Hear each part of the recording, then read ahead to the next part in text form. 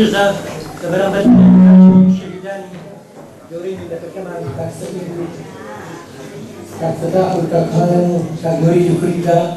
سەری ڕێز و ڕۆژدا دەمێنم پاشان سوپاسی کۆمیتەی تێکۆشەی حیزب دەمەوێ لە سوێد دەکەم ببوونی لە نوێژەوە لە سوێد دەکەم کە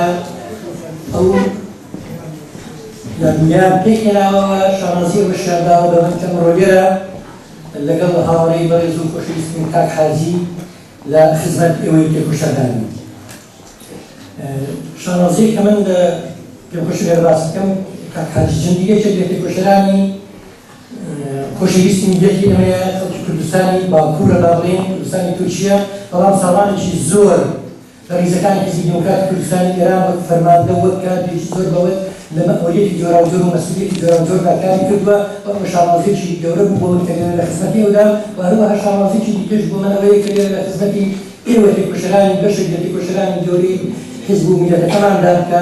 ساڵانێکی زۆر لێرە و لە ڕیزەکانی حیزبدا خەباتان کردووە تێکۆشان لە نۆرویژ ئێمە بە سوێد دەڵێن برا گەورە بە پێی ئەو پەیوەندیە مێژووی کە لە نێوان سوێدەکان و نۆرویژەکاندا هەیە سوێد هەمیشە مۆدێلە یا سەرمەشقە یا ئیدۆلە بۆ نۆرویژەکان جاوەرە تەشکیلاتی حیزبیدا هەروە ئەوەی کە ئەوڕۆ من لە ماڵی تەشکیلاتی برا گەورەی خۆماندا تەشکیلاتی سوێدە و جێگای شانازی گەورەی سەر بووە من پێم وایە زەڕاتخانەی ئینسانی تەشکیلاتی حیزبی دموکراتی کوردستانی ئێران لە دەرەوەی وا بەشێکی هەر زۆری لە سوێدا و مەسئولیەتێکی گەورەی دەخاتە سەر تەشکیلاتی حیزب لە سوێد کە ببێتە ماتۆڕێکی گەورە بۆ خستکردن هەموو تەشکیلاتی حیزب لە دەرەوەی وڵات و تەئسیری لەسەر تەشکیلات پاشۆ قسە و باسانەی لێرەکران ڕەنگە وەختێکی زۆر کەم هەبێ کە من لە پەیوەندی لەگەڵ کاک سەعیدی ئەو دەریانەدا قسە بکەم بەڵام هەوڵ دەدەم کە ئەوەی کە ساڵانێک لە خزمەتیدا بووم کادرێکی حیزبی لەبەردەستی دکتۆر سەعیددا کارم کردووە لە انتشارات و دەستگای ڕاگەیاندنی حیزب تەجروبەکانی خۆم لە پەیوەندی لەگەڵ کاک سەعیددا لێرە باز دەکەم مەبەستی من ئەوەیە کە کاک سەعید ئیدەکانی بیرروباوەڕەکانی وە خودی خۆی وەک سەرمەشقی خەبات و ئیلهامدەری ئێمە تێکۆشەرانی حیزب و میلەتەکەمان بمێنێتەوە و ڕێز لەیاد و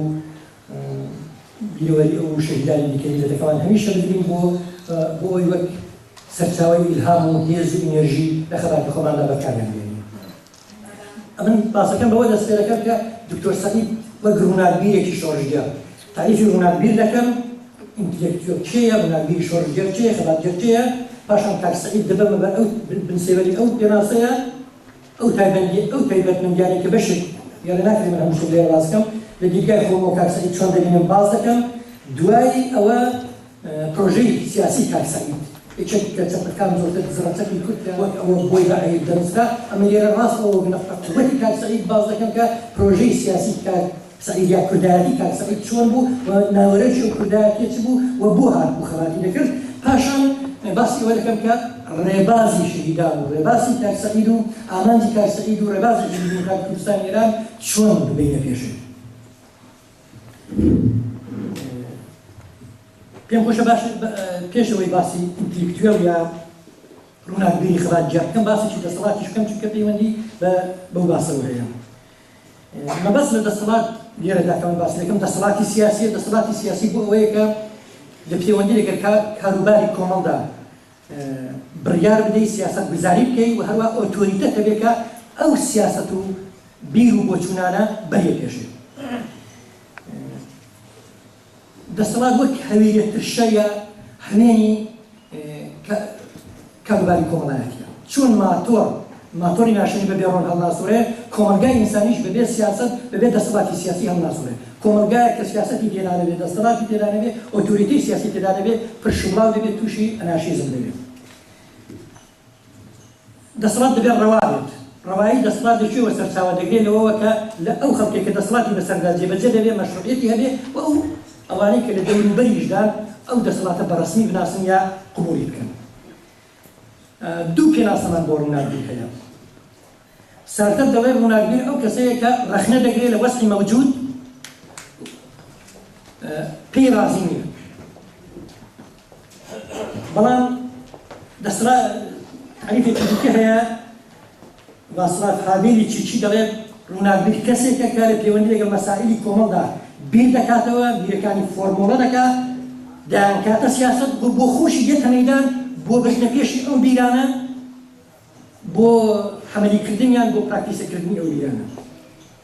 تاریفی یەکەم هەموو ڕووناکبیرێک هەموو کەسێکەوەی لە کوردیدا مە پێی دەڵێن خوێندەوارێک دەگرێتەوە. بەتایبەتی هەتا لە ئەوروپا ساڵانێکی زۆر لە دنیای سێیەمدا چەپی شیرکیش خۆی بەوە تعریف دەکات کە ڕەخنە بگرێت و بۆی لە باشترین حاڵەتدا وێران دەکات، بەڵام هیچی پێ نییە لە جێیدا بنێت. بەڵام کۆمەلگای ئینسانی وەک ساختمان نییە، بیر و خێنی شتێکی پێ نەبێت لە جگای دروستیەوە. دین، مەزهەب، بنەماڵە، پەیوەندی ئینسانیەکان گەچ و بلۆک ئەوە نییە. گەر تێکتدان زۆر بە زەحمەت دروست دەبنەوە.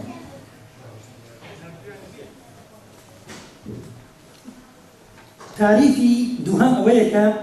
ڕووناکبیر ئەو کەسەیە کە بیر دەکاتەوە، بیرەکانی فۆرمۆڵە دەکات، دەیانکاتە سیاسەت و دێ بۆ بردنەپێشی ئەو سیاسەتانە، ئەو بیر و باوەڕانە کاری سیاسی دەکات، کردەوەی سیاسی لە خۆی نیشان دەدات. سارتر دەڵێ هەر ڕووناکبیرێک لە سیاسەت نزیک بێتەوە، لە قودرەتی سیاسی نزیک بێتەوە، کاری حزبی و تەشکیلاتی بکە، فری بەسەر ڕووناکبیرەوە نییە، ڕسالەتی ڕووناکبیری خۆی لەدەست دەدا، چونکە ئەو نابێت خونی سیاسەت بێت، چونکە سەربەخۆیی خۆی یا ڕووناکبیری خۆی، شەخسیاتی خۆی یا تایبەتمەندی خۆی بە ڕووناکبیر دەدەست. بەڵام هاوێن دەڵێ کەسێک کە بۆ خێری گشتی کۆمەڵ بیر دەکاتەوە، بیرەکانی فۆرمۆڵە دەکات و دەیکاتە ستای ڕووناچیدەری ڕێگای پێشکەوتنی کۆمەڵ، چ باشتریش ئەگەر بۆ خۆشی بێتە مەیدان ئەو کردەوانە، ئەو سیاسەتانە بکاتە کردەوە و پراکتیسێریان بکات. کەواتە لە زمانی کوردیدا ئێمە باسم کرد هەر ئینتلیجنسیا، لەجێ ئینتلیجنسیا و ئینتلیکتوێل تێکەڵاویان دەکەین. لە کوردستان عێراقی ڕۆشنبیر و ڕووناکبیر و خوێندەوار و ئەوە هەموو، بەڵام ئینتلیکتوێل کەسێکە کە بیر دەکاتەوە و دێبیرەکانیش دەکاتە کردەوەی شۆڕژگەرانە و کردەوەی سیاسی بۆ بردنەپێشی ئەو بیرانە خەبات دەکات. هەر بۆیە لە تەشکیلاتێکدا، لە حیزبێک، لە جەرەجەرایانێکی سیاسیدا، لە دەوڵەتێکدا ئەگەر ڕووناکبیر بەمانە ئینتلیکتوێلی تێدا نەبێ بێنێوەرە و دێتە بەرچاو، ئەنی بێتە شتێکی تووخاڵی. چ باشتر ئەگەر کەسێک بیر دەکاتەوە، بیرەکانی فۆرمۆڵە دەکاتەوە، خێری گشتی دەوێت بۆ خۆشی بێتە مەیدان ئەو بیرانە بنێت پێشێ. لە یاسر عەرەفات دەپرسن ڕاستە دەڵێن تۆ قودرەت تەڵەبی؟ دەڵێ بەڵێ قودرەتم بۆ بردنەپێشی ئامانجەکانی شۆڕشی بەرزترین دەوێت، قودرەتم دەوێت بۆ بردنەپێشی مەبەستەکانی شۆڕشی بەرزترین و ئامانجەکانی میلەتی بەرزترین. بۆ ئەوەی کە جاری وا ڕووناکبیریش دەتوانێت فرسەت تەڵەب بێ، ئینسانێکی سادە و نەخوێندەواریش دەتوانێت فرسەت تەڵەب بێ. هەموو ئەوە دروست نییە ئەوەی کە ئێستا دەڵێن کە کەسێک کە ڕووناکبیری وێنە نابێت خۆی لە کاری حیزبایەتی و سیاسی بدات، ڕووناکبیر دەبێت فەقەت ڕەخنە بگرێ دانیشێت، چونکە هەویەتی مستەقیلی خۆی لەدەست دەدا. ڕووناکبیر دەتوانێت بچێتە ناو حیزبیش، بچێتە ناو شۆڕشیش، بچێتە ناو خەباتیش، بەڵام دوو شت هەیە. دەبێت خوخدە و ڕحیی شۆڕژگەرانەی هەبێ، ڕحیی کاری شۆڕژگەرانەی هەبێ، و دووهەمیش یەک پارچەی ئەخلاقی هەبێ، یعنی ئینسانێکی شەرافەتمەند، سادق، وەک بڕوای بەو ڕسالەتە بێت کە لەسەر شانی بێت. کەواتە ڕووناکبیر بیر دەکاتەوە، بیرەکانی بۆ فۆرمۆڵە دەکات، دەیانکاتە سیاسەت بۆ پیادەکردن و بردنەپێشی ئەو بیرانە دێتە مەیدان و ئەو بەرسالەتی خۆی دەزانێت کە دەسەڵاتی سیاسی لە حیزبدا، لە تەشکیلاتدا، لە دەوڵەتدا، لە هەر شوێنێکەیە کار بکات بۆ بردنەپێشی ئەو بیرانی. بەوەش لە ڕووناکبیری ناشۆرێ کە کاری سیاسی بکە یا کاری حیزبی بکە، بەو مەرجەی کە کەسایەتی سیاسی خۆی، خوخدەی شۆڕژگەرانی خۆی، ئەوە پێ دەڵێن ئارلی هەت بە نۆرویژی نازانێ وە لە دەڵێن چی، شەرافەتمەند بێ، سادق بێ و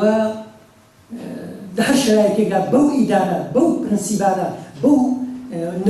نرخ و بایەخ و بەهانە وەفادار بێ کە کاریان بۆ دەکات، جا لە حیزبدا بێ، لە دەفتەری سیاسیدا بێ، یا لە دەوڵەتدا بێ، یا لە هەر تەشکیلاتێکدا بێ. ئێستا ژێر ئەو تعریفەدا من باسی کاکسەد دەکەم. ڕەنگە تۆزێک لە تەواضع دوور بێ، بەڵام ئەگەر ژیاننامەکەی کاک سەعید دەخوێنینەوە، هەندێک خاصیەت، هەندێک تایبەتمەندی لە دکتۆر سەعیددا دەستنیشان کراونەوە، چونکە بۆ خۆم نووسی و ماودەمیش ئێستا بۆتە سیاسەتی حیزبیش لەو ژیاننامەیەدا لەسەر کاک سەعید، دوای شەهیدبوونی 40 ڕۆژ من لەسەر نووسی. لە دەلیلەکەشی ئەوە بکە من لە خزمەتیدا بووم، زۆر نزیک بووم، پەیوەندی عاتفی بۆ من هەم سکرتێر نەبوو، ڕەهبەری حیزب نەبوو، وەک بابێکیش بوو بۆ منی شرایطێکی تایبەتی ڕۆحی ئەو دەمکەتیدا بوو. ئەو قسانەی کە ئەو دەم لە ژیاننامەکەی داهاتنەوەی کاک ئێستا دەتوانم زۆر لەوە زیاتری لەسەر کاک سەعید بڵێم وە قسە بکەم و ئەو شخصیەتی کاک سەعید لەوێدا نیشان بدەم. کاک سەعید ڕاست ئەوەی کە داوت ناسیۆنالیستێکی کوردە ڕاست ئەوە بوو. کوردێکی ڕووناکبیری خەباتجێر بوو. کوردایەتی دەکرد ڕووناکبیر و خەباتجێر بوو مێژووی دەتەکەی خۆش خوێند بووەوە هەرکە ڕۆژەکانی ئەوە لە دەتەنێ وەریزەکانی حیزب و بزوتنەوە دەست پێ دەکات دەچێت تاریخی بزوتنەوەی ڕزگاری خواردی کورد لە قەرنی 18 و 19 و 20 دا دەخوێنێتەوە هەموو ئەوانە فۆرمۆڵە دەکات دەیکاتە کتێبێک تاریخچەی جوڵانەوە میلیەکانی کورد لە قەرنی 18 و 19 دا و قەرنی 20 دا یعنی مێژووی میلەتی خۆی خوێند بووەوە و ڕسالێکی خۆی ئەوە دەبین ئەرچی سەرشانی خۆی ئەوە دەبی کە بێت ڕێچکەی بزوتنەوە میلیەکانی کورد لە ڕابردوودا لە قۆناغێکی مۆدێڕ و پێشکەوتوو هاوچەرخدا بەرێتە پێشێ بۆیە بەڕاستی کوردێکی ڕووناکبیری خەباتجێر بوو. ئەو هاتبوو هەموو توانا و لێوەشاوی خۆی خزبووە خزمەت شۆڕش.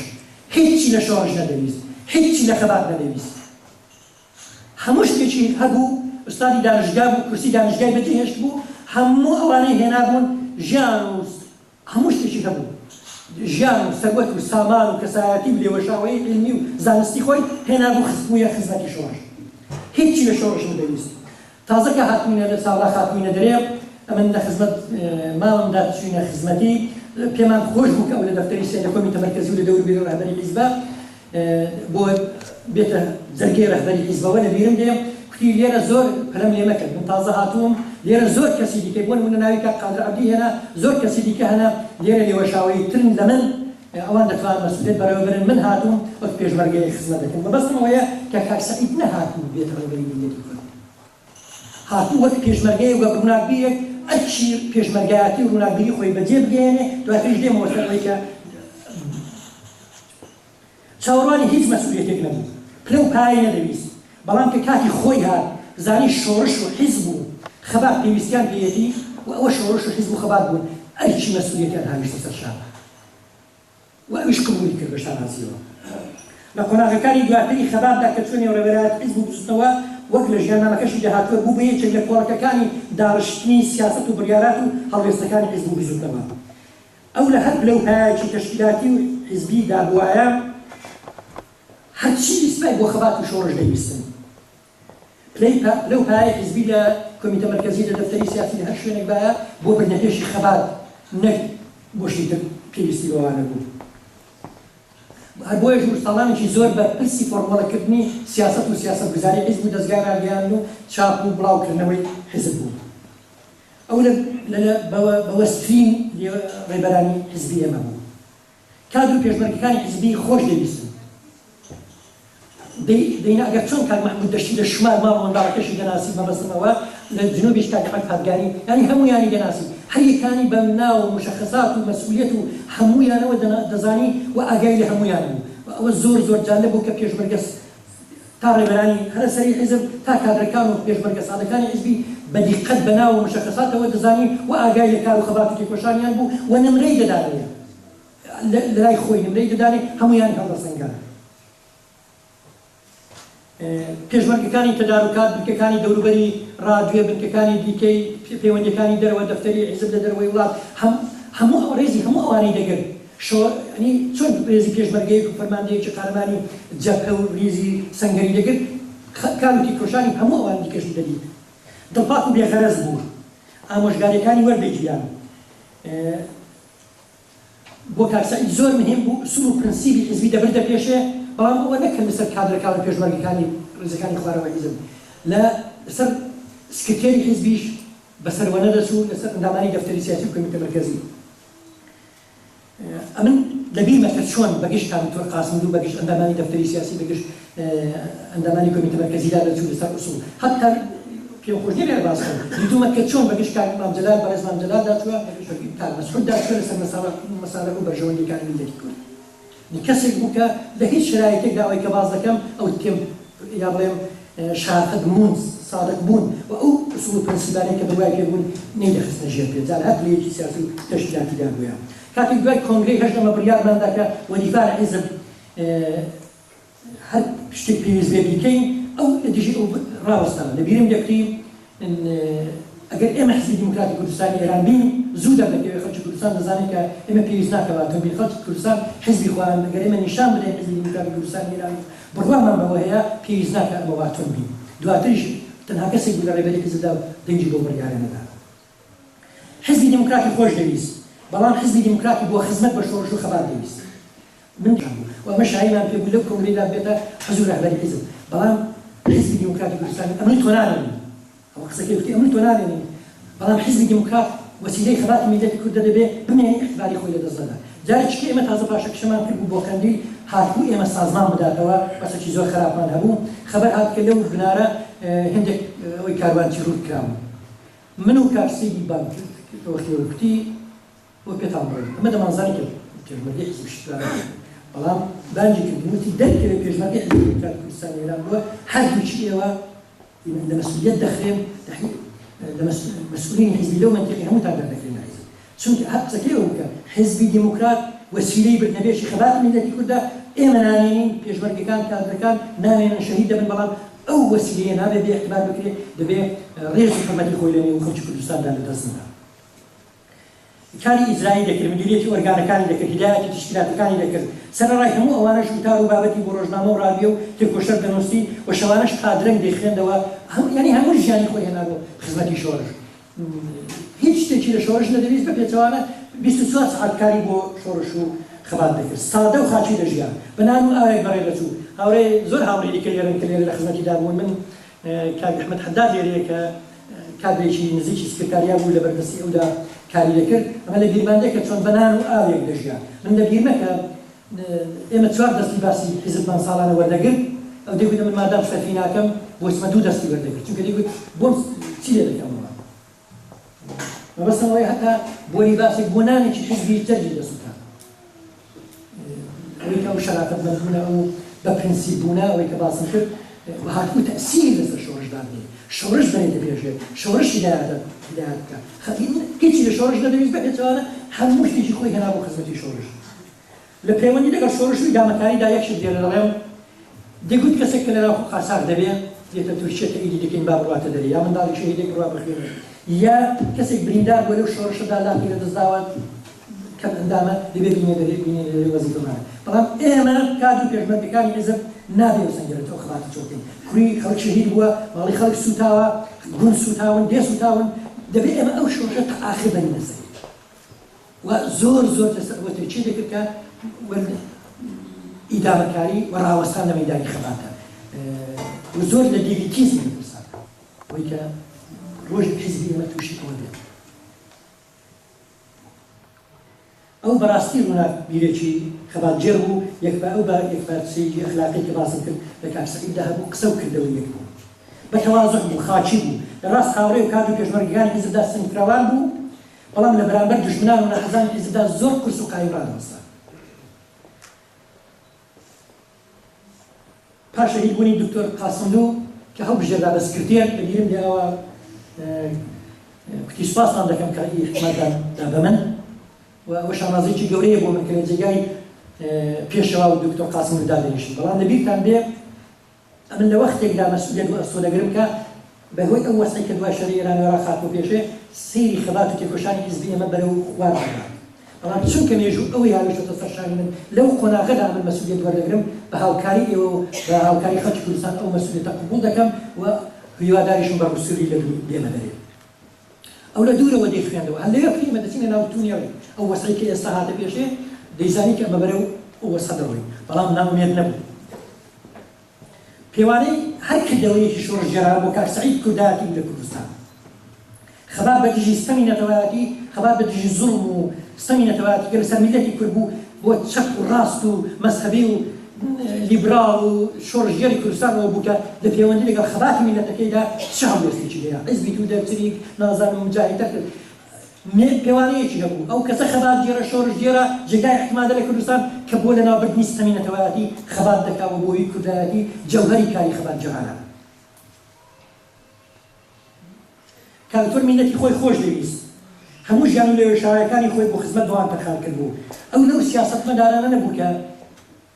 خەڵکی بۆ بردنە پێشی خۆی و لەو پایە خۆی دەویست ڕاست بەبێت جوانە ئەو هاتبوو خۆی فیدای و ئاگاهانەش کامیتوە خەریکی لێرەیە تشتیفی کۆمیتە مەرکەزی مەئموریەتێکی بۆ کاک ئەحمەد ئەمین مەجیدیان سپار بوو کە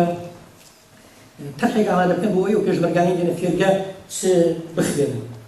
باس ناکەمەوە چ بوو بەڵام لەوێ قسەیەکی بکە شۆڕش بە ئینسانی ڕۆمانتیک و خەباتگیر و شۆڕش جێر دەکرێت ئەو کەسی دێتە خەبات و پێشمەرگایەتی قبوڵ دەکات ئەمن ئەگەر زۆری لێک دەمەوە کەسێکی وەکو من ئوستادی دانشگا پرسی بەجێهێشتووە ماڵ منداڵی خۆی بەجێهێشتووە حکومەتە ئەو شاخانە ئینسان زۆر ئەگەر زۆری لێک دێەوە بۆ ناکرێت تەحمل ناکرێت ئەو شۆڕشە بەو پێشمەرگە و بەو کات و بەو کەسانە دەکرێت کە ئامادە فیداکاری بکەین دەبێت لەگەڵ پێشمەرگەکانمان لەگەڵ کادرەکانمان لەگەڵ خەڵکی خۆمان ڕاستی بڵین ئەوەی دێت ئەو شۆڕشە دەبێت ئینتیزاری ئەوەی کە فیدا دەبێت و ئەوەی بۆ خۆشی قبوڵ کردن هەر لەوێش بە کات دکتۆری ئەوەی لێرەیە فەرمووی کە دەبێت پێشمەرگەکانمان وە هەندێک ئەو کەسێک کە دێتە خەبات بۆ شەهید بوون دێ چونکە ئەو شۆڕشە ئەو خەباتە پێویستی بە ڕاگرتن و بە بەرەو پێشبردن هەیە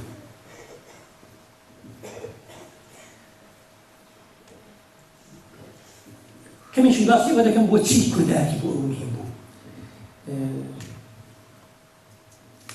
مرۆڤ مەوجودێکی کۆمەڵایەتیە و لە کۆمەڵدا دەژین و هەر بەو پێیە سازماندەهی کۆمەڵ و ئیدارەکردنی کۆمەڵ هەر لەوەتەی بەشەریەت دەست لە 12,000 ساڵی ڕابردوو هەمیشە مەسەلەیەکی مهم بووە بۆ ئینسانەکان لە پەیوەندی لەگەڵ ئیدارەکردنی کۆمەڵدا یەک مەسەلە زۆر مهمە مشارەکەت بەشداری خەڵک لە ئیدارەکردنی کاروباری وڵاتەکەی خۆیاندایە ئەو کۆمەڵی کە تێیدا ڕادەی بەشداری خەڵک لە کاروباری سیاسی و کۆمەڵایەتی و ئیداری کۆمەلگادا شکل و نێوەرەوەی حکومەت دیاری دەکات حکومەت بەو پێ یا دیکتاتۆرە یا سەرڕۆیە و یا دیموکراتیکە لە سەردەمی ئێستادا چڵە پۆپەی ئیدارەکردنی بەشداری خەڵک لە کاروباری سیاسیدا ئەوەیە کە حکومەت دیموکراتیک بێت جەوهەری دیموکراسی بریتە لە بەشداریکردن مشارەکەت لە کاروباری کۆمەڵ و حکومەت و خەڵکدا ئەسڵێکی دیکەی ینی مشارەکەت دواتر ئەسڵێکی دیکەی دیموکراسی ئەوەیە کە زۆرایەتی بڕیاری بڕاتە پێشەیە نەزەری بڕاتە پێشەیە بەڵام ئەسڵێکی لەوەش گرنگتر ئەوەیە لە دیموکراسیدا کە کەمایەتی لەبەرچاو بجێت کەمایەتی زمانیەکان کەمایەتی نەتەوەیەکان کەمایەتی ئاینیەکان کەمایەتی هەتا حەدەت لە هەر حکومەتدا لە زەریانێکی سیاسیدا لە دەوڵەتدا نەزەراتی لەبەرچاو بجێت دەوڵەتێک یا سیستەمێکی سیاسی وەختێک دیموکراتیکە کە خەڵک زۆر بەشداری تێدا بکەن و هەروەها مافی کەمایەتیەکان و بەرچاو بگرێ حقوقی کەمایەتیەکان مەبەست لە بەشداری و مشارەکەت ئەوەیە کە ئینسان وەک کار یا لە ڕێگای حیزب و ڕێکخرا و یا لە ڕێگای ڕۆژنامە و گۆڤار و ئەوە کە بۆ خۆتان دەزانن مشارەکەت بکات یعنی مشارەکەتی خەڵک زەمینەی هەڵدانی کۆمەڵە هی فەردە و هی حکومەتە ڕادەی بەشداری خەڵک و چۆنیەتی ڕێگا و میکانیزم و ئالیاتەکانی بەشداری خەڵک ڕەوایی بە سیاسەت و بە حکومەت دەدەن گرنگی و بایەخی مشارەکەتی خەڵک لە کاروباری سیاسیدا هێندە بن بایەخی کە ڕێکخراوی نەتەوەیەکگرتوەکان مشارەکەت و ڕادەی بەشداری خەڵک بە ڕادەی پەرستانی ئەو کۆمەلگایە لە قەڵم دەدا لە ڕاستیدا دیموکراسی و پێشکەوت و پەرسەندن بەبێ بەشداری خەڵک ئەسڵ ممکن نییە لە دیموکراسیدا لایەنێکی دیکەی ئەوەیە کە تەئسیرت هەبێت دەزانین کە ئێران وڵاتێکی فرەگەنە کوردی تێدا ئازەری تێدا نەتەوەی دیکەی تێدانە چەند هەزار ساڵە کورد لەو مەنتیقەدا دەژین من باسی ئەوانە دیکە ناکەم يعني إيران لسر بشش إيران لسر خاچ اجتماعي كرد دولة إيران لسر اجتماعي كرد خاچ كرد وملتي كرد بيكات بلان كرد كانوا آزري كانوا نتوكان ديكي بيكينري إيران همو بيكلا كاروباري سياسي أولا تدا بجدارين ومشاركة داكا كما يأتي نتوي بو كومال خلقة بكتريكا خوان لكومال قاكاني دولو بريان بجيادة بينن وشعوري سياسيان هي خوان ريكسوا والدعوائي ما في سياسي وبجداري مشاركة خوان لكاروباري ولاد داركا پرسیار ئەوەیە کە ئایا کەمایەتیەکان لە ئێراندا کە گەلی کوردێشێک لەوانە لە ناوچەکانی خۆیاندا بەشدارن لە کاروباری سیاسیدا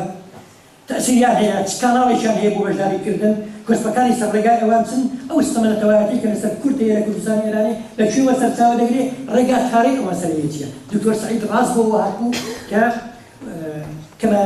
کە ئەو پرۆژەیە سیاسی کاتە پرۆژەی خۆی وە پرۆژەی دیسانترالیزەکردنی ئێران پرۆژەی دەرهێنانی كرد لو وسعي كتيدا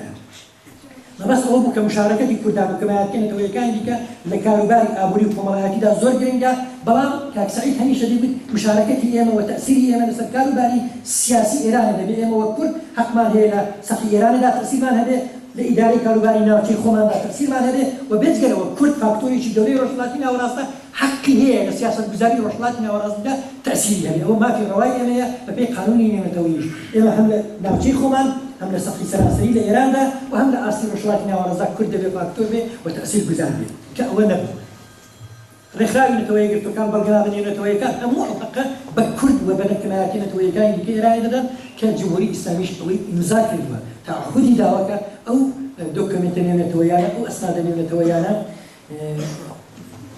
پیادە بکات هەر بۆیە چەوسانەوەی کورد بەس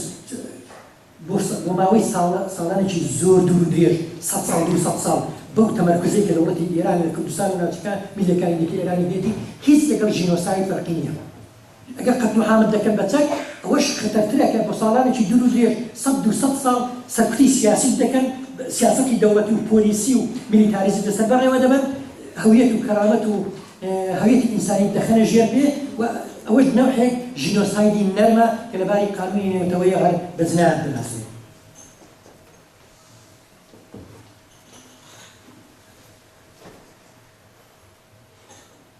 ئێستاش ئەو دەمیش چ لە قانوندا چ لە سیستەمی سیاسی و چ لە ژیانی ڕۆژانەدا بە ئاسانی دەتوانین دەربکەین کە گەلی کورد و کەمایەتی نەتەوەیەکانی دیکە لە ئێراندا تەواو لە ژێر سیستەم و چەوسانەوەدا کورد و کەمایەتی نەتەوەیەکانی دیکە چونکە نفوذ و دەسەڵات و نوێنەرایەتیان لە ناوەندەکانی بڕیاردان و سیاسەتگوزاری و قانوندا نیە لە ڕاستیدا اختیاراتی ئەوەشیان نییە تەئسیر لەسەر کاروباری سیاسیدان هەن لە کردەوەدا تەنانەت وەزیرێک لە ئۆرگانەکانی سەرەوەدا لە ئەنجومەنی تەشخیصی مەسلحەتی نظامدا لە شورای نیگاباندا لە شورای چاوخشاندنەوە بە قانونی ئەساسیدا لە شورای بەرزی ئەمنیەتی میلیدا لە شورای عالی شۆڕشی فەرهەنگیدا تەنانەت لە سەرۆکایەتی زانکۆکانیشدا لە ناوچە کەسێکی سەر بە کەمایەتیەکان بەتایبەتی کە سونی بێ نییە لە ناوچە میلیەکاندا حیزب و ڕێکخراوە سیاسەکانی سەر بە کەمایەتی نەتەوەیەکان قەدەغەن و فعالیەتی سیاسیان نییە تا چۆن دەتوانن مشارەکەت بکەن هیچ حیزب و ڕێکخراوێکی سیاسی لەو ناوچانەدا بە ئازادی تێکۆشانی نییە خەڵک ئەگەر داخوازێکی هەبێ داخوازێکی سیاسی هەبێ دەهێن بهێنێتە گۆڕی سەرکوت دەکرێت ڕۆژنامە و گۆڤار و چاپەمەنی سەر بە کەمایەتیەکان قەدەغەن یا هەر وجودیان نیە یا داخراون فەرماندەکانی ئەرشەدی نظامی و ئینتیزامی ئەمنیەتی سەرۆکانی دەستگای قەزایی و ئیجرایی و قانونگوزاری کارمەندان و بەرپرسانی بەشە جۆراوجۆرەکانی بەیتی ڕێبەری مەجلیسی تەشخیصی مەسلحەتی نظام کوردێکیان تێدا نیە کە بەتایبەتی ئەگەر سنی بێت پۆستەکانی پایابەرزی وەزارەتی نێوخۆ بازرسی گشتی دیوانی عەداڵەتی ئیداری بۆ کەسانی سەر بە کەمایەتیەکان و بەتایبەتی کورد قەدەغەن لە مەجلیسی خودرەکاندا کورد نوێنەری نییە کەمایەتیەکان نوێنەریان نییە لە سەفارەتخانەکاندا لە وەزارەتی دەرەوەدا لە هیچ ئەنی کورد ئالیات و میکانیزمی سیاسەتگوزاری لە سەقفی ئێرانیدا نییە لە سەقفی ناوچەی خۆشیدا نییە ئەوەی باسمان کرد تەنیا ئەو جێروفتە سیاسی حقوقی و قانونیانە کە لە کردەوەدا ڕۆژانە ئێمە هەڵسوت کەوتیان پێ دەکەین بەڵام لە فەرهەنگی ڕۆژانەی حکوومەت و کاربەدەستانی ئێراندا بە 1001 جۆر ئەو تەبعیزە دەردەکەوێت ئەو تەبعیزی پێڵەن state discrimination یا تەبعیزی دەوڵەتی کە قەدەغەی بەپێی قانونی نێونەتەوەیی دەوڵەتێک بە دژی هاوڵاتیانی خۆی بەکاری بێنێت ئەوە بۆچی دروست بووە دەوڵەتی ئێرانێ لەسەر مۆدیلی ڕەزاخان کە ئەوان دەڵێن هەستەی ئەسڵی ئەوەی کە شیعەگەری و تەمەرکوزی ناسیۆنالیزمی ئێرانی ناسیۆنالیزم فارس کە هیچ بەهێریەوە هیچ شتێک نابینێ ئیمکان نادا کە کورد و کەمایەتی نەتەوەیەکانی دیکە لە ئیدارەکردنی کاروباری هیچ ناوچەی ئێران و سەرتاسەر ئێران بەڵکو لە ئیدارەکردنی ناوچەکانی خۆشیاندا بەشدار بن ئەوە لەو مۆدێلی ڕەزاخانەوە مۆدێلی حکوومەتی ڕەزاخانی تەمەرکوزگەرا و یا بڵێن سانترالیزەکردنی ئێرانەوە سەرچاوە دەگرێت و تا کاتێک ئەو مۆدێلە لە ئێران هەبێ ئەو تەمەرکوزە لە ئێران هەبێ ستەمی سیاسی لەسەر کورد لەناو ناچێت هەم دەوڵەتی مەرکەزی و هەم ئۆپۆزیسیۆنی ئێرانی زۆر تێدەکۆشن کە ئەو ستەمێکە لە کوردستان هەیە ئێمە باسی دەکەین دەڵێن ئەوە بە چوونەپێشی ئابووری و فەرهەنگی خەڵکی کوردستان لەناو دەچێت مشکلەیەکی کۆمەڵایەتی مشکلەیەکی فەرهەنگیە بەڵام لە ڕاستیدا حکوومەتێک کە ئازادی سیاسی بە میلەتەکەی نادا و نایڵێ لەسەر بە خەڵکەکەی نادا نایڵێ لەسەر چارەنووسی خۆیان تعریف بکەن چونکە ئێستا چاک و خراپ لە ئێرانێ فارسەکان یا بڵێن لە تارانە تعریف دەکرێت کورد دەسەڵاتی دیتی دەسەڵاتی تعریفکردنی خۆی نییە دەسەڵاتی دیاریکردنی ژیانی خۆی نییە دەسەڵاتی دیاریکردنی ئایندەی خۆی نییە بۆیە تا ئەو دەسەڵاتی نەبێت لە مشارەکەتی کاروباری سیاسی ئێراندا بەشداریەکە ئەو سەمەنەتەوەیەکیە هەر بنێنێت پرۆژەی سیاسی حیزبی دیموکراتی کوردستانی ئێران ڕاست ئەوەیە کە ئەو سەمەنەتەوەیەکیە نەبێنێ ئێران دیسانترالیزە بکرێ و ئەوە چۆن دیموکراسی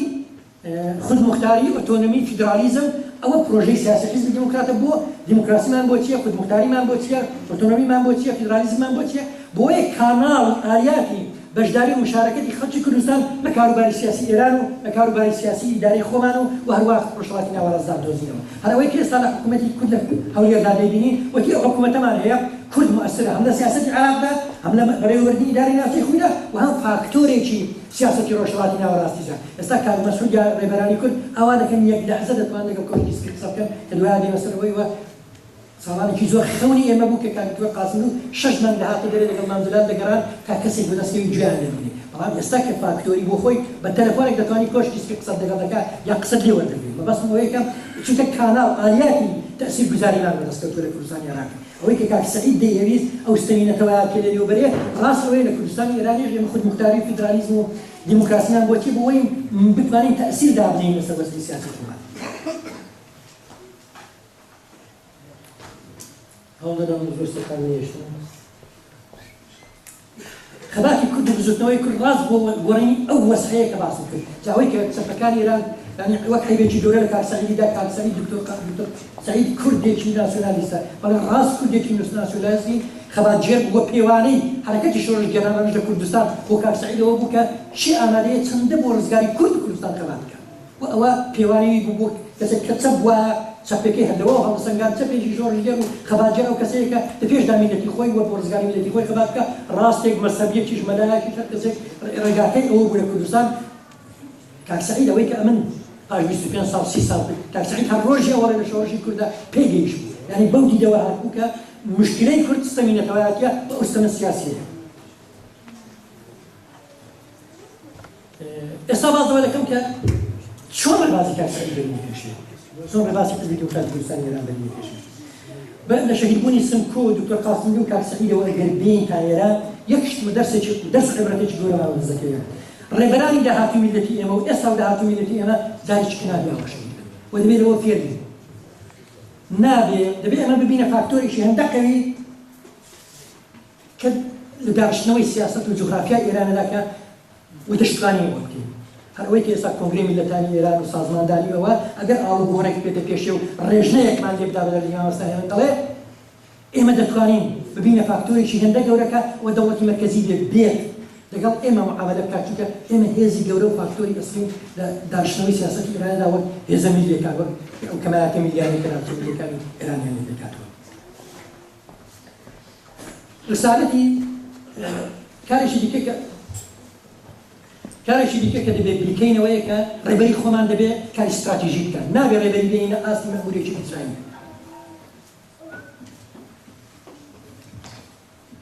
ئەرکێکی نیشتیمانی گەورەشمان دەخاتە سەرشان کە ئێمە مؤثر بین هەموو شتێک بە ڕێبەری نەسپێنین بەدەنەی حیزب تەشکیلاتی حیزب تێکۆشەرانی حیزب تێکۆشەرانی میلەتی ئێمە دەبێت هەر کەس لە ئاستی خۆیەوە بێت ئەو خەباتە بەرێتە پێشێ هێزی بداتێ گوڕی بداتێ وزەی بداتێ چونکە ڕێبەری ئەگەر هەرچەندە هێز بە قودرەتیش بێت ئەگەر ئەو تەشکیلاتی لە پشتێتی ئەو خەڵکەی لە پشتێتی کۆمەک نەکە هاوکاری نەکە ناتوانین بچێشێت بۆیە پێم وایە وەزیفەی ئەسلی ئێمە لەو دەرسەکە دەبێت وەربگرین بەدەنەی ئێمە دەبێت فعال بێت تەشکیلاتی ئێمە دەبێت فعال بێت هێزی ئێمە وەی کە باسم کرد لێرە زەڕاتخانەی گەورەی حیزبی دموکرات لە تشکیلاتی سوێدەدا دەبێت ئەوە گەڕ بخرێت لە هەموو شوێنێک لە تشکیلاتەکانی دیکەشدا لەسەرمانە حیزبەکەمان بزوتنەوەکەمان بەرهەمی کار و تێکۆشانی ئەوان کاک سەعید و بناغە فکری و سیاسی تیۆریەکانی و هەروە ئەندێشەکانی سیاسی ئەوان دەوڵەمەندتر بکەین بیان بینە پێشێ کروکسی سەردەمی خۆمان بوون ئەگەر کاک سەعید و دکتۆر قاسم و کاک فەتاح ئەوان کروکسی سەردەمی خۆیان بوون ئێمەش دەتوانین کروکسی سەردەمی خۆمان بین دەبێت ئەو خەباتە بەرینە پێشێ بەڵام خۆمان هەڵکێشینە ئاستی ئەو تەوەقعی کە خەڵکی کوردستان و تشکیلات حیزب ئێمە هەیە نەک حیزبی دموکرات دێنە ئاستی خۆمان با خۆمان بەرینە ئاستی کادرێک تێکۆشەرێکی حیزبی دموکرات بینە دەرێ سیاست ئەوەی کە سیاست وازت لێنایانێ ئەمە نایەم کاری سیاسی کاری حیزبی ناکەم چونکە برایم خراپە ئەگەر پوڵی ئەسڵ لە بازاری نەبێ پوڵی قەڵبیش دەڕوە کە دەتەوێت حیزبی دموکرات چاکەی بزنەوەی کورد چاکەی خراپی سیاسی کورد چاکەی ئیسلاحی بکەی دەبێت بە ئێمەیداری بە چوونە کوژبنەوە واز لێنایانێ سیاست ئاوە نانە بەقە تێبا نازانم بڵیتی تارەیە بڵیتی ئەوەیە وەدود دەکەوێت کەواتە ئەتۆ وەرە ساهی خۆدانێ تەسیری خۆدانێ لەسەری و ئینسان جارێک لە بازاری فێریان لێ کرد بازار خەریدێتەرێک ناکەن دەسم ئەو جار ناوە فێرم لێ بکەن دەبێت ئەوە بینەوە بینانێت نابێت شەهیدانمان لەکردنی کەربەلا و حاشوورا وەرپێچین لە جیاتی ئەوە پێویستە ئامانجەکان ڕێبازەکان بەرینە پێشێت ڕێی خەباتی حیزبی دموکرات ڕوون و ئاشکرایە هیچ تەمومژەشی تێدا نییە ڕێبازی کوردایەتی و ڕزگاری میلەتی کوردە هەموو ڕۆڵەیەکی میلەتی کورد دەتوانێت لەو ڕێبازەدا بەشدار بێ و مشارەکە بکات.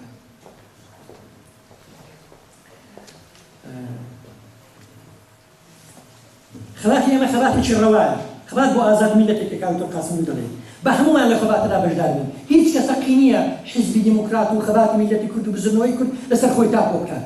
ئەو خەباتە بە هەمومان دەڕاتە پێشێ هی هەموو ماشمانە و هەموو ئەو کەسانی یەک ڕۆژ لەو خەباتی کوردایەتیدا لە هەر پارچەکانی کوردستان و یەک ڕۆژ لە حیزبی دیموکراتی کوردستان ئێراندا خەباتیان کردووە، کاریان کردووە، زەحمەتیان کردووە، دەبێت زەحمەتی ئەوانە و بەرچاو بگرین و دەستیان ماسکەین و پێبزانین و هەمووشیان لەو خەباتەدا مؤثرن و بە هەمووشیان دەڕاتە پێشێ. لەسەرمانە خۆمان و گەلەکەمان تێگەشتانی گەلەکەمان تەربیەت بکەین. پێویستەنەوەی تازەی کوردستان بێنینە مەیدانی خەبات، دەبێت سنمان فراوان بێ و دیدگای حیزب بەری بکەینەوە. دەبێت حیزب لە تەعەسوبی سیاسی و تەشکیلاتی وشک دەربێنین. ڕوانگەی حیزب عینەی حیزب گەورەکەین. دوور ببینین، نزیک ببینین، بەرین ببینین. ئاگامان لە هەر چوار دەوروبەری خۆمان بێت. با تێکۆشین مەیدان بۆ هەموو ئەو کەسانە ئاوەڵاتێن کە دەیانەوێت خزمەت بکەن. ئەو خەباتە بە هەمومان بە کەسێک و بە سکرتێری حیزب و ئەندامی دەفتەری سیاسی و هاوڕانی کۆمیتەی نۆروێژ و سوێد وەنار بەبێ هەموو بیکەن، هەموو بەشدار.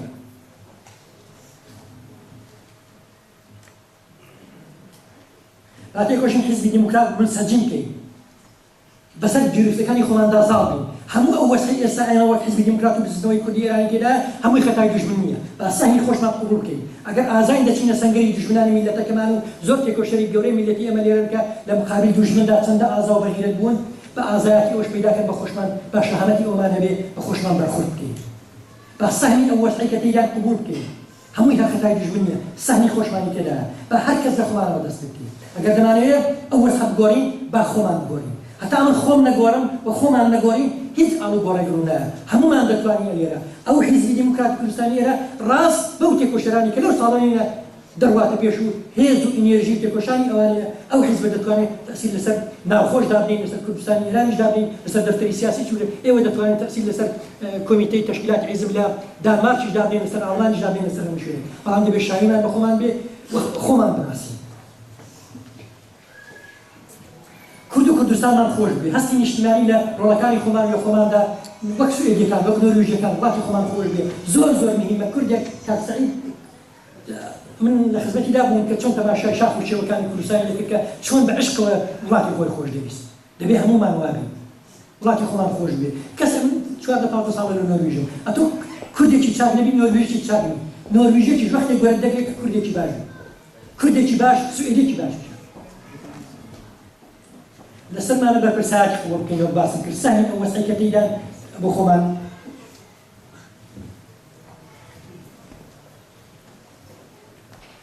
دەبێت ڕێگا و میتۆدی سەردەمیانە بدۆزینەوە. ئەمە لە سەردەمی گلۆبالیزمدا دەژین. بەشێکی گرنگی گلۆبالیزم لۆکالیزمە، ئەوەی دەڵێن گلۆکالیزم. یعنی ئەگەر دنیا ئێستا شاخەکان، دەریاکان، شارەکان، قارەکان، وڵاتەکان هەموو بەرەو یەک دەڕۆن لە یەککاتدا، سوێد دەشتە کوردستانیش دێتە سوێد. مەبەستم ئەوەیە کە ئەگەر دەورانی گلۆبالیزمە لۆکالیزمی هەویەت گەرایی، هەویەت تەڵەبی، داخوازی فیدرالیزم، داخوازی خودمختاری، داخوازی پێناسی خۆ گەشە دەگرێت. هیچ وەختێک لە تاریخی کووردا وەک ئێستا بۆ بردنبێژی خەبات میلەتی کورد لە ئاستی نێونەتەوەییدا لەبار نەبووە. هەموو کوردستان دێتە ناو دنیای گلۆبال، هەموو دنیای گلۆبالیش دەچێتە کوردستان. کەواتە مەیدانێکی گەورەمان بۆ دروست بووە خەباتی تێدا بکەین. خەباتی بەڵام ئەگەر جاران لە شاخەکانی کوردستان و قەندیل و ئاوێر خەباتمان دەکرد شەمان دەکرد، ئێستا دەبێت پارلەمانی سوێد، پارلەمانی نۆروێژ، رووسیا، مەیدانی سووری مۆسکۆ، شانزەلیزە، نازانم نیویۆرک، ئەوانە بکەینە سەنگەری خەبات، ئەوانە بکەینە مەیدانی خەبات. دەبێت بە جۆرێکیکە فکر بکەینەوە، وەسێکتر فکر بکەینەوە. هەموو دنیا بکەینە سەنگەری خەبات. میلەتی ئەمە میلەتێکە ژێرکەوتەیە. بۆ ڕزگاری ئەو میلەتە دەبێت دنیا جاران کاک حاجی لێرەیە پاراگایان گرتبوو لە ناوچەی ئالانی سەردەشت پەخشنامەیە کاتبوو بۆ کوتوبیان پێشمەرگەکان هەوڵ دەندا بەس دووتکەی شاخەکان لەوێ شەڕیان لەگەڵ بکەن لە شوێنێکە ئیزۆلەت بکەن بۆی کەس نەبینێ. ئەوە تاکتیکی دوژمن بوو. ئێمە دەبێت ڕاستەوە بگۆڕین دەبێت شەڕ بینینە پارلەمانی سووریا شەڕ بینینە مەیدانی سووری مۆسکۆ شەڕ بینینە زانکۆکانی کارانێ شەڕ بەرینە زانکۆکانی بەغدایە شەڕ بەرینە ئەستەمبوڵێ شەڕی سیاسی دنیای پاراندنی چەندە هەوی چەندە وشە و وێنە بەسەر دنیادا لەبارەی ئەوەندە تەقسیرێت هەیە پەیامی حیزبی ئێمە پەیامی میلەتی کورد پەیامێکی ڕەوا و دیموکراتیک و ئینسانیە خەڵک لێبان دەگرێت بەڵام دەبێت ئێمە شایستەجی و لێوەشاوی ئەومانە بێت ئەو پەیامەیە بگەینی لە ئیمکانە من دوێنێ لە فستفۆڵ کارم دەکرد شوێ لە سلۆ نووسوم بەیانی هاتوومەتی ئێرە لێرە لە خزمەتی ئێمەدا ئەو قسانی کە من لێرە دەکەین ئێستا دەتوانین 10 دقەیەکە 20 دقەیەکە کوردەکانی شەقامی پاستۆر یا جنوبی خوراشان شمالی خوراسان یا کوردەکانی سنە و کرمەشان جویانی بێت ئەوە ینی فارسی ئەفستان نازانم مەسافەت بمانای فارسی دەنیە دەبێت لەو ئیمکاناتە کەڵکوەرگرین بەجێوەیەکی کە فکرکەینەوە حیزبەکەمان و تەشکیلاتەکەمان بۆ کەڵکوەرگرتن لەو ئیمکاناتە هاندینەوە تەربیە بکەین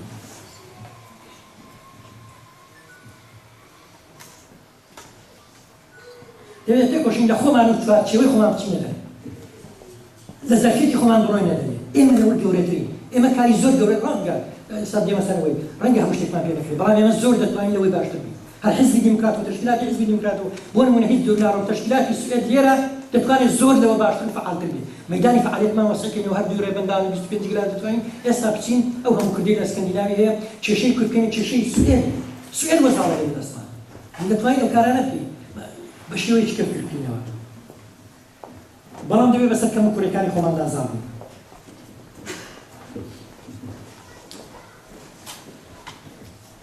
دنیا جۆرێکی لێ هاتووە هەر لەحزە مشکلەیەکی بچکۆلەی منتیقەی ڕەنگە ببێتە مەسەلەیەکی زۆر گەورەی نێونەتەوەی یەک تەقە لە خەلیج بکرێ لێرە بەنزین گران دەبێت لە ستۆکهۆڵمێ بەبەستم ئەوەی کە ئەمە دەبێت بتوانین لەو وەسعەت کەڵکوەرگرین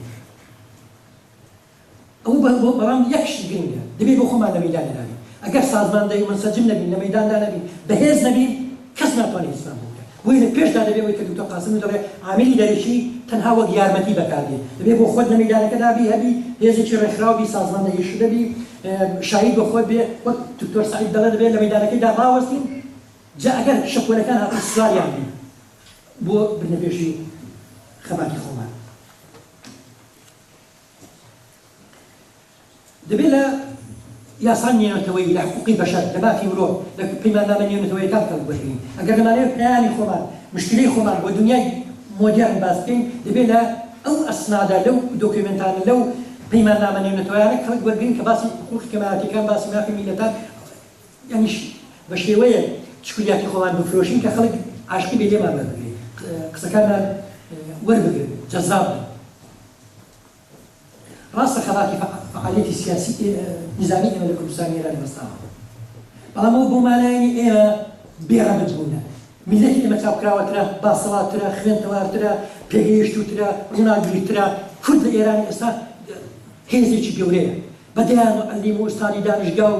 خەبەرنیگار و نازانم ڕۆژنامە نووس و دانشجو لە دانشگاکانی تەورێز و تاران و کرمەشان و لە هەموو ئەوانە خەبات دەکەن و خەباتر مەلەبێژێ ئەوانە هەموو کوڕکچی حیزبی دیموکراتن ئەمە لێ ڕادەستی هەموویان ماز دەکەم ولا هەر کەسێکە کوردێکی ئێرانی لە ستۆکهۆڵمێ یا لە خیابانەکانی کارانی بۆ کێشەی کورد بۆ بردنەپێشی کێشەی کورد 1 میلیمتر کار دەکات ئەوە حیزبی دیموکراتی لە پشتە و ئێمە لە پشتینی دەستی ماز دەکەین مەبەستن ئێمە بێڕەبت نین مەوزوعێکمان لە دەست نەداوە شەڕی دووهەمی جیهانی هیتلێر هەمووی دنیای گرت بەڵام سەرنجام تێکشکە ئێمە ڕاستە پاشەکشەمان کردووە بەڵام ڕەوای حقانیت لە ئێمەیە وەلەو خەباتە لە ئێمە ئەخیرەکەی سەر دەکەوین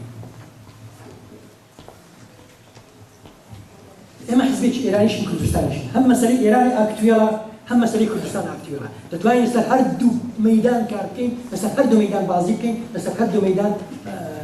بڕۆینە پێش حیزبی ئێمە دەتوانین جوغرافیای سیاسی ئێرانە دابگێڕین بەڵام دەبێت لە مەیدانەکەدا بین هەبین فعال بین ئاکتیو بین و شایمان بە خۆمان بێت جارێکیشەوە دەڵێنەوە ئێمە لە مقابل دوژمناندا ئازادین بەڵام دەبێت شەهامەتی بۆ پەیداکەین بەرخورد بە خۆمان بکەین لەوەدا کەممان هێناوە دەبێت ئازابین بەرخورد بە خۆمان بکەین ئەوە پێویستی ئێستا قۆناغی خەباتی ئێمە یەکە هەر کاممان بەرخورد بە خۆی بکە بۆی ئەو خەباتە هەڵسێنینەوە یەک شتی دیکە مهمە ئەمە قەت بە ئەندازەی دوژمنانمان چەک و پوڵ و ئەسلحەمان نابێت قەت ناتوانین بگەین ئەوە کەواتە نابێت لەو بارەوە ئێمە زۆر بڵین بەوان ئەوە ئەوەی ئێمە دەبێت سەرمایەگوزاری لەسەر بکەین بەرزەکانمان و دیموکراسیە مافی مرۆڤە ئەخلاقیاتی شۆڕژگێرانی ئەخلاقیاتی ئینسانیە ئەو حەقانیەتێکە بە ئێمەیە ئەو عەداڵەتێکە بە ئێمەیە ئێمە دەبێت لەسەر سەرمایەگوزاری بکەین و سیمای حقوقی بەشەری سیمای عەداڵەتخوازی بە خەباتەکەمان بە خەباتی ڕۆژانەمان بە حیزبەکەمان بە تەشکیلاتەکەمان بە هەموو شتێکەوە دیار بێت ئەگەر لەو ئیدە بەرزانە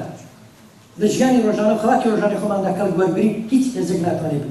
بمانشتێنین بەڵام ئێمە قەت ناتوانین چەق و پولی دژمنمان هەبێت و ئەوە بە هەربووان بێت ئەوەی ئێمەش بە هەربوو ئێمە بێت با تێکۆشین ئەو فەرهەنگی حیزبی دیموکراتە فەرهەنگی ئینسانی دیموکراتیکە کە فەرهەنگی کوردە کە ڕاپەڕینی کورد لە کوردستانی عێراقی سەردەکەوێت بەدەیان هەزار سەرباز عێراقی لە کوردستان تەسلیم دەبن بێچەک لە کوچان دەخوێنەوە بەڵام خەڵکی کوردستان لانیان دەداتێ وەریان دەگرێت خزمەتیان دەکات احترامەوە بەڕیان دەکاتەوە بە نێو ماڵ و منداڵی خۆیان بوونە کەسوکاری خۆیان ئەو ئەخلاقیەتە بەرزە دەبێت لەناو شۆڕشی ئێمە و لەنێو گەلی ئێمەدا بمێنێ لەنێو خەباتی ئێمەدا بمێنێ یەک شتی کە بگەرمەوە بۆی گەورەی تاکسانی داخلیدا کاک مەسعود بارزانی تازە ئەوان لە کوردستانی لە کورد ئێرانەوە کە وەسەکات بۆ پێشی هاتبوونەوە میوانی دەفتەری سیاسی حیزبی ئێمە بوو کاک سەعید فەرمووی کە هاتووی گەورەی نوامدە بوو لای ئێمە و زۆر زۆرمان پێخۆشە بەڵام ئێوە وەسەکی تایبەتیتان هەیە و ڕەنگە ئێران پێی ناخۆش بێ و لەو شەرایطیدا کە هاتووی دەزانم زۆر لەسەر ئێوە دەکەوێت ئایا بۆ ئێوە گرانتەوە نابێت و هاتووی دەفتەری سیاسی ئێمە کاک مەسعود فەرمووی کە نەخێت کاک سەعید ئەوەی کە من هاتوومە خزمەتەوە وەرە ئینتزاماتی خوارێژ دەمان چەم داناوە تا حکومەتی ئێران ئەو وەزنی من لە کارانیش دەباتە سەرکە وەزنی من بەوە گەورە دەبێت کە هاتوومە دەفتەری سیاسی حیزبی دیموکراتی کوردستانی ئێران و هاتووی سەردانی تۆ بکەم و شتێک کشتووە من ئەمن تازە ئێران نامێنێتەوە ڕەنگە لە بەغداد ببینین بە هەر مەعەیب بێت بەڵام تازە تۆم لە ئێران نابینیەوە وەک ئەوەی کردووە بۆیە من مەبەستم سەرگێڕانەوەی کە بەرهەڵ کاک مەسعود سەرۆکی پارتی دیموکراتی کوردستان شەخسێکی گەورەی سیاسی و خەباتجێری ئەو مەیدانەوە ئێستا سەرۆکی حکوومەتی هەرێمی کوردستانە ئاوا بە کاک سەعید کوردی من هاتوومە لای تۆ نەکرد پێت لە تارانیش پێی گەورە دەبوو لەوێش وەزنم دەباتە سەری ئەمن هاوڕێیان دەڵێن دەبێت زوو کۆتایی پێوێنی دەمتوانی زۆرتر لەو بارەوە قسە بکەم یەک شتی کە دەڵێ کاک سەعید وتارێکی هەیە پێم خۆشە بیخوێنەوە دەڵێ چ زۆرە بۆ خەبات ڕێگا دیسانەوە دەڵێەوە ئەو خەباتی ئێمە سەر دەکەوێت بە هەمومان تێیدا بەشدار بین و هەر کەسیش بە ئەندازەی توانای خۆی چ زۆرە بۆ خەبات ڕێگا سوپاسان دەکەم